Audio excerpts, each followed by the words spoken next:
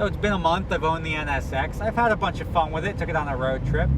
I changed it a little bit from when I bought it. And I do get why people love these cars. I mean, it's not fast by any stretch of the imagination, but it is fun. It does a lot of things good together, gets good gas mileage. It was a great road trip car.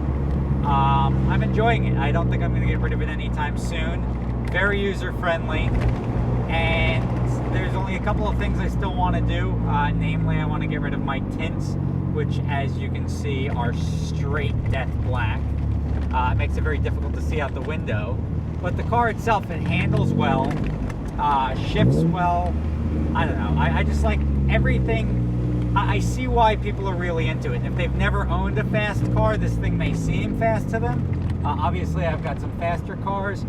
But as a package, it's almost like if I were to compare it to an M3 or any of the six-cylinder cars, an M3, an older M3, one of the Porsches, where it's not going to win many races, but it does a lot of things well together, so it's really a joy to drive.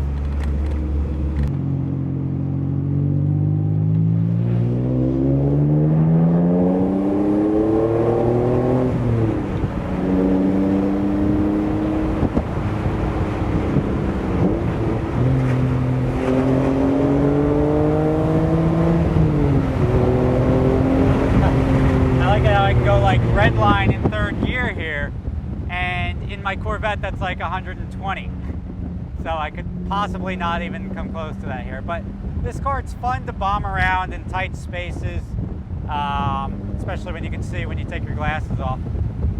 But it just does a lot of things well together, and it's just one of those things that it makes you feel good. It shifts nice, it drives nice, and it just makes you feel like you're going a little bit faster than you are, which is a nice thing at times. And I'll be honest, it sounds pretty cool. I mean, if you close your eyes, it could very easily sound like a Honda Accord with a fart can on it, but it's got the same engine probably. The biggest complaint I think I have with this car is the lack of power given the year. I'm not really, if it was a 91, it was a different generation than 2004. So I wouldn't really have the same expectation of power, but this thing is not going to win, I'm sort of going to say any race, not even many races, because it's really that slow.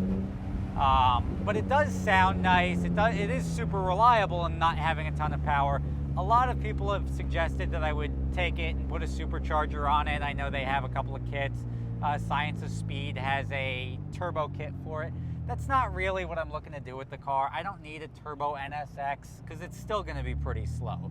It may be better suited for the car. I don't want any of the reliability issues or any of the headaches that come with modifying the car. I'd rather take a nice, reliable car and leave it reliable.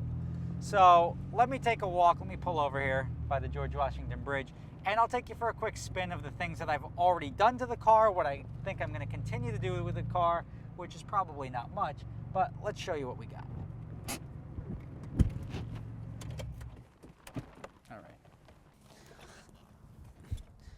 So obviously I usually can't leave things alone, neither can other people, like the people I bought the car from. I did some small changes to make the car work for me.